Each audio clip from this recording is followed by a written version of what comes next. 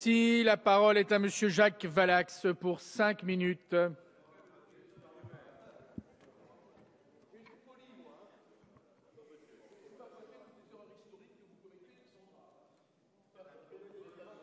La parole est à Monsieur Valax. Oui, Monsieur le Président, Monsieur le Ministre, Monsieur le Président de la Commission des lois, on va essayer de rester simple, modeste et pragmatique. Je voudrais simplement vous dire combien ma déception est grande. Vous voyez que je partage un peu, non pas de votre colère, mais de votre analyse. Et encore qu'il est difficile de partager des analyses avec vous.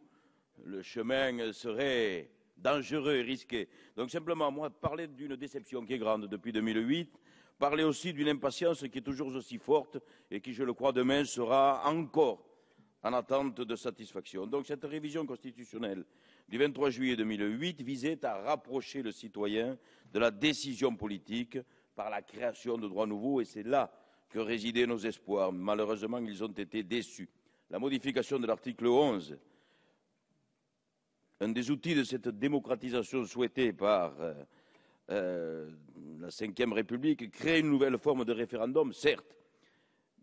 Référendum dont les plus optimistes nous disent qu'il serait d'initiative partagée. En réalité, et Jean-Jacques Urvoas le rappelait tout à l'heure, il ne s'agit que d'un droit de pétition. D'un dixième des citoyens inscrits sur les listes électorales, soit 4,5 millions d'électeurs, en soutien à une proposition de loi d'un cinquième des parlementaires, soit 184 députés ou sénateurs. L'initiative reste donc au législateur, et elle lui appartient à lui seul. Ne nous y trompons pas, les citoyens ne peuvent ensuite que relayer, amplifier éventuellement cette initiative.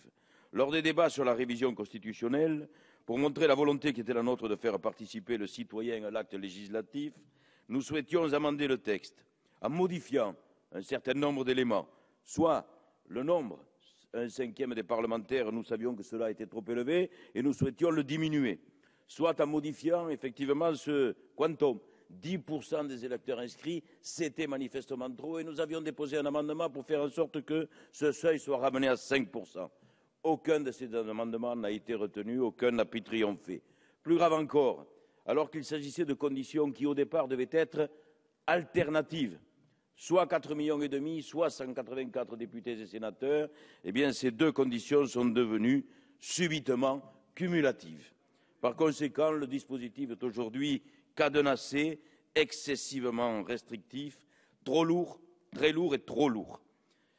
Plus encore, l'article 11, alinéa 5, prévoit que si la proposition de loi n'a pas été examinée par les deux assemblées dans un délai fixé par la loi organique, le président de la République la soumet au référendum.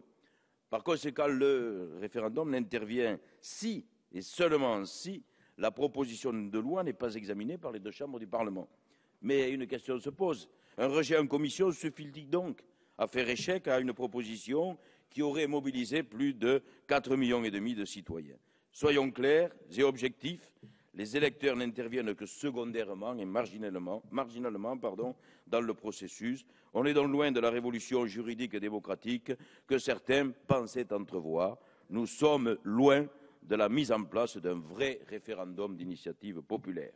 Les seuils sont inatteignables, la mise en œuvre de cette procédure relève, je viens de le dire, du parcours du combattant, et en fait, tout ceci semble tout à fait improbable. Aujourd'hui, nous devons voter un texte dans lequel nous avons apporté un certain nombre d'amendements, un certain nombre d'améliorations. Voté en première lecture à l'Assemblée nationale le 10 janvier 2012, soit plus de 3 ans après le nouvel article 11, le projet de loi organique initial, mal rédigé, je viens de le dire, bâclé, ne faisait qu'accentuer plus encore l'inapplicabilité du dispositif. Il prévoyait notamment 3 mois seulement pour recueillir 4,5 millions de signatures, contre 12 mois laissés aux assemblées pour discuter de ce texte, ainsi qu'un recueil de pétitions en matière électronique uniquement, alors que nous souhaitons qu'il y ait effectivement une partie de la population qui puisse actionner ce dispositif avec un vote papier en quelque sorte. J'ai déjà eu l'occasion d'exprimer en décembre 2011 mon vrai regret que le texte n'ait pas été assoupli et enrichi. D'évoquer mes espoirs déçus, je viens de le dire à l'instant. Ce dispositif circonscrit est un leurre qui illustre, pardonnez-moi mon cher collègue, la conception de l'UMP, d'une participation citoyenne envisageable, oui, mais véritablement à minima, tolérée, certes, mais jamais encouragée.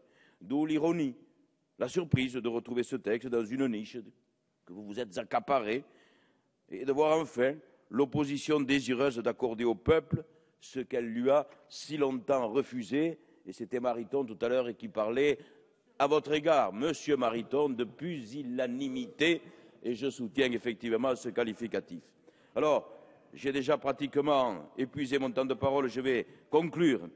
Je terminerai sur la nécessité forte de donner plus de pouvoir au peuple à travers un réel droit d'initiative. Beaucoup de pays européens, plusieurs États américains permettent déjà cette forme d'expression qui autorise les habitants d'un pays, j'ai fini, d'un canton, d'un État à manifester concrètement leur volonté de changement et leur souhait de construire ensemble de façon pragmatique sur tel ou tel sujet. Les citoyens sont globalement aujourd'hui mieux formés et informés, et un véritable droit constitutionnel à l'expression populaire, encadré si vous le souhaitez pour éviter les dérives, serait un moyen de permettre à chaque individu de s'intéresser davantage à la chose publique et de redonner par voie de conséquence du souffle à nos institutions. Merci. J'ai reçu de Mme Barbara Pompili